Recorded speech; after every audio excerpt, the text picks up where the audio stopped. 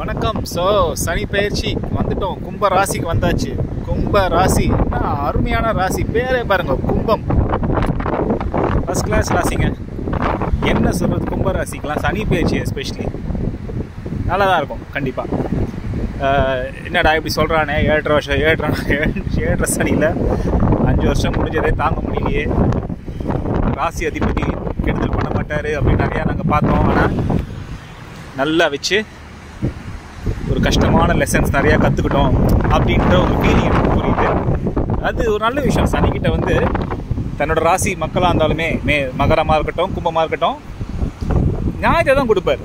So நீங்கள் அனுபவிச்சது எல்லாமே ஒரு மாதிரி உங்களுக்கு தேவையான, உங்களோட குரோத்துக்கு தேவையான விஷயங்கள் தான். கண்டிப்பாக ஒரு விஷயம் உங்களுக்கு கிடைக்கலையா, அதனால உங்களுக்கு வர வேண்டிய துன்பங்கள் இல்லை அப்படின்றத கன்ஃபார்ம்டாக நீங்கள் ஞாபகம் வச்சுக்கணும். எஸ்பெஷலி சனி ராசி அதிபதி இருக்கும்போது கொஞ்சம் ஃபேவர் பண்ணுவார். ஆக்சுவலி அவருக்கு வயசு இல்லைனா கூட. ஸோ இப்போ 5 வருஷம் நம்ம வந்து 7 நாட்டு சனி, இப்போ கடைசி 2.5 வருஷம் இதை பாத சனின்னு வாங்க போகிறாங்க வச்சு உங்கள் ராசிலேயே உட்காந்து உங்களுக்கு மன அழுத்தம் கொடுத்து யாருக்கிட்டையும் பேச, கஷ்டத்தை வெளில கூட சொல்ல முடியாத அளவுக்குலாம் கஷ்டம் வந்திருக்கும் சில பேருக்கு. எஸ்பெஷலி இப்போ நடக்கிற தசாப்திகள் சரியில்லைன்னா சில பேருக்குலாம் ரொம்பவே கொஞ்சம் கஷ்டம் இருக்கும். சர்ஜரிஸ் ஆகிருக்கும், தேவையில்லாத ஆக்சிடென்ட்ஸ் ஆகிருக்கும். பட் ஜென்ரலி வந்து கும்ப ராசி நட்சத்திரங்கள்லாம் பிரமாதம், அவிட்டம், சதயம். சதயம்லாம் சான்ஸே இல்லை. பூரட்டாதி, இந்த அவிட்ட நட்சத்திரக்காரங்கள்லாம், அவிட்டம் வந்து செவ்வாய் நட்சத்திர அதிபதி, அவர் வந்து சனி வீட்டில் இருக்கக்கூடிய செவ்வாய் நட்சத்திரம். ரொம்ப பெஸ்ட்டு பிளேஸ்மெண்ட். செவ்வாய்னாலே ஒரு எனர்ஜி, யங் செவ்வாய் கம்பேரிட்டிவ்லி. சனி வந்து கொஞ்சம் ஓல்டு. ஸோ அந்த டைனமிக்காக இருக்கிற ஒரு விட்றா நான் எல்லாத்தையும் பண்ணிவிடுவேன் அப்படின்ட்டு ஒரு துருதுருப்பாக இருக்கிறவங்கள கொஞ்சம் மோல்டு பண்ணி ஒரு பெரியவங்க கைட் பண்ணால் அவங்க பெஸ்ட் லீடராக வருவாங்க. அதுதான் அவிட்டம். அதே மாதிரி அவிட்டம் வந்து கொடுக்க ஆரம்பித்தாங்கன்னு வச்சுக்கோங்க. சேரிட்டினா அவிட்டம் தான். அவங்கள மாதிரி சேரிட்டி பண்ணவே முடியாது. தன்னோட சொத்தையே எழுதி வச்சுருவாங்க ஊருக்கு ஒரு நல்லது அப்படின்னா, கர்ணன் மாதிரி, அடுத்த கர்ணன் மாதிரி, இந்தா என்கிட்ட இருக்குது 50 லட்ச ரூபா எத்தனை அப்படின்ட்டு சேரிட்டிக்கு எழுதி வச்சுருவோம். அகைன் இது யார், ஒரு பாசிட்டிவாக கட்டங்கள் அமையப்படுறவங்க. அவிட்டம் மாதிரி கொடுக்கவே முடியாது. அவிட்டம் தவிட்டு பானை தட்டாதுன்னு. அதாவது அவங்க வந்து ஒரு திரௌபதி மாதிரி ஒரு பாத்திரத்துலேருந்து ஒரு அரிசிலேருந்து ஊருக்கே சாப்பாடு போட்ட மாதிரி ஊருக்கே சாப்பாடு போடுவாங்க. அப்படி போடணும் அவிட்டம். நீங்கள் அவிட்டமாக கேட்குறீங்களா, அன்னதானம் இல்லை ஊருக்கு நல்லது நீங்கள் பண்ண சனி உங்களை டாப்பில் கொண்டு போய் வைப்பார். வருங்காலத்தில் இப்போ எப்படி கர்ணன் எப்போ இருந்தார், கர்ணனை பற்றி பேசுகிற மாதிரி, கர்ணன் அவிட்ட நட்சத்திரம் இல்லை, பட் சொல்கிறோம், எக்ஸாம்பிள் சொல்கிறோம். அந்த மாதிரி பேர் நிலைக்கிற மாதிரி பண்ணுவார் சனி. அடுத்தது சதயம், ஃபிலாசபர்ஸ், ஞானம், அருமையான ஞானம். ராகோட நட்சத்திரம் ஒரு ஃபிலாசபியில் ஊண்டல் எடுத்துட்டாங்கன்னா அப்படியே ஃபுல்லாக உள்ளே போய் இன்டெப்த்தாக கவர் பண்ணி இந்த மாயையை பர்ஃபெக்டாக புரிஞ்சு வச்சுருப்பாங்க. இன்ட்யூட்டிவாக இருப்பாங்க. இன்ட்யூஷன் பயங்கரமாக இருக்கும் சனி நட்சத்திரக்காரங்க. இந்த உலகமே, இப்போ பார்க்குற உலகமே ஒரு சூன்யன்றதை கரெக்டாக புரிஞ்சு வச்சுருப்பாங்க. ஒன்றுமே கிடையாது, ஜீரோ, எவ்ரிதிங் இஸ் ஜீரோ. பேசினாலே நீங்கள் சதயம் நட்சத்திரம்காரங்க பேசுறது நிறைய பேருக்கு ஆக்சுவலாக புரியாது. ஏன்னா அவங்க வந்து அவங்க லெவலுக்கு பேசுவாங்க. அந்த லெவல் வந்து வேறு லெவலில் இருக்கும். நம்ம ஒரு உட்காந்து யோசிச்சதுக்கப்புறம் தான் அவங்க ஆழமாக சிந்திச்சு ஏதோ அவங்க ஒரு ஃபிலாசபர் ரேஞ்சில் பேசுகிறாங்க. Best philosophers, best authors, best guides சதய நட்சத்திரக்காரங்க. டக்குன்னு பேச மாட்டாங்க, பழக மாட்டாங்க. ஆனால் பெரிய நெட்வொர்க்னால் டக்குன்னு எஸ்டாப்ளிஷ் பண்ணுவாங்க. நல்ல பிளேஸ்மெண்ட்ஸ். அகேன் எல்லாமே பொதுவான கருத்துக்கள். நல்ல ஆரோஸ்கோப் அமைஞ்சு சனி நல்ல இடத்துல உட்காந்து சதய நட்சத்திரம்னா பெரிய நெட்வொர்க் இருக்கும். அவங்களாம் அந்த நெட்வொர்க்கே கைட் பண்ணக்கூடிய எபிலிட்டி இருக்கும். நல்ல ஃபிலாசபர்ஸாக இருப்பாங்க, நல்ல லாஜிஷியன்ஸ், நல்ல லாஜிக்காக பேசுவாங்க. குருவோட நட்சத்திரம் கும்பத்துலேயும் இருக்கும், மீனத்துலேயும் இருக்கும். ஆழ்மையாக திங்க் பண்ணுவாங்க, கிளியராக உள்ள நல்லா திங்க் பண்ணி ஒரு விஷனரியாக இருப்பாங்க. மற்றவங்களுக்கு தெரியாதெல்லாம் இவங்க கண்ணுக்கு தெரியும். இந்த கும்பம்னாலே பாருங்களேன், ஒரு ஈலர்ஸ், மற்றவங்களை ஈல் பண்ணக்கூட தன்மை இருக்கும். சேரிட்டி கொடுக்கறது, வள்ளல்களாக இருப்பாங்க, ஒரு ஃபிலாசபிக்கலாக இருப்பாங்க. மற்றவங்களுக்கு தெரியாது, இவங்க கண்ணுக்கு தெரியும். ஒரு தீர்க்கதரிசியாக இருப்பாங்க. ஸோ இதெல்லாம் நல்ல பாசிட்டிவான ஆஸ்பெக்ட்ஸ், ரொம்ப பாசிட்டிவான ஆஸ்பெக்ட்ஸ். மகரம் விட கொஞ்சம் பெட்டராக இருப்பாங்க. லைக் மகரம் கொஞ்சம் ரொம்ப இன்ட்ரோவர்ட்ஸாக இருப்பாங்கன்னு, கும்பமும் இன்ட்ரோவர்ட்ஸாக இருக்கிறதுக்கு சான்சஸ் இருக்குது. ஏன்னா சனியோட ராசி தான், சனியோட தன்மையே கொஞ்சம் அப்படி அமைதியாக நான் உண்டு என் வேலை ஒன்றுன்னு இருக்கிறது. ஆனால் கும்பம் பெட்டர், ஒரு 4 பேர் கூட பழகுவாங்க. சம்டைம்ஸ் ராகு அமைப்புக்கு ஏற்ற மாதிரி ஜாதகத்தில் ஊரே தெரிஞ்சு வச்சுருப்பாங்க. ஸோ ஊருக்கு நல்லது பண்ணுறதுக்கு அழகான ஒரு ராசி. இயற்கையாகவே 14ஆம் வீடு, 14ஆம் வீடுனாலே லாபம், மற்றவங்களுக்கு கொடுக்கறது, நெட்வொர்க்கு, இந்த மாதிரி. ஸோ அற்புதமான ராசி. சனி தான் உங்கள் ராசி அதிபதி. இப்போது சனி வந்து 2ஆம் வீட்டுக்கு போயிருக்கார். நம்ம 7 நாட்டு சனின்னு பார்க்கவே கூடாது. எப்படி பார்க்கணும்? இப்போது உங்கள் ராசியிலேருந்து அவர் 2க்கு போயிருக்காரு, 2ஆம் வீட்டுக்கு போயிருக்காரு. உங்கள் ராசியிலேயே இருக்கிறத விட உங்கள் ராசியை வெக்கேட் பண்ணது குட் நியூஸ், பெஸ்ட் நியூஸ். 2ல் போகிற சனி என்ன பண்ணுவார்? கடைசி 5 வருஷமாக பண்ண விஷயங்களுக்கு, கஷ்டப்பட்டதுக்கு இப்போது போகிறதுக்கு முன்னாடி நல்ல விஷயங்கள் தான் பண்ணுவார்.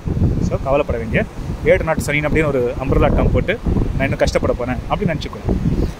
இந்த 2.5 இயர்ஸு, அடுத்த 2.5, அதாவது 2027க்கு அப்புறம் வரக்கூடிய 2 வருஷத்துக்கு ஒரு அடித்தளமாக சூப்பராக அமையும்.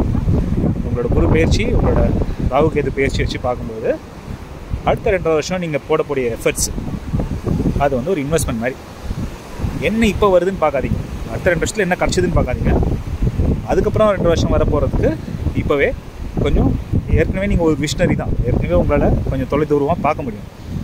அதை ஃபோக்கஸ் பண்ணி உங்கள் நெட்வொர்க்ஸை அதுக்கேற்ற மாதிரி பாசிட்டிவாக எஸ்டாப்ளிஷ் பண்ணிக்கோங்க.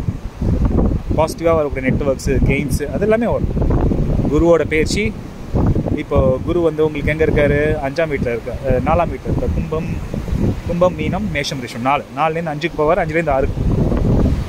5க்கு போகும்போது பிரமாதமாக இருக்கும். 6க்கு வந்தாலுமே குரு மறைவு ஸ்தானம்னாலும் ஒன்றும் ரொம்ப பாதிப்பு கிடையாது. குருவோட பார்வை உங்களுக்கு நல்லா தான் இருக்கும். முக்கியமாக என்ன நம்ம கன்சிடர் பண்ணோம்னா, ராகு 1ஆம் வீடு, கேது 7ஆம் வீட்டில் இருக்கிறத கொஞ்சம் நம்ம மென்டல் டிப்ரெஷன் கொஞ்சம் ப்ரோன். மகரமும் சரி கும்பமும் சரி டக்குன்னு கொஞ்சம் அப்படி டிப்ரெசிவ் ஆட்டிடியூட்ஸ் இருக்கும். இன்ட்ரோவர்ட்டுன்னு நேச்சுரலாகவே இன்ட்ரோவர்ட்ஸு.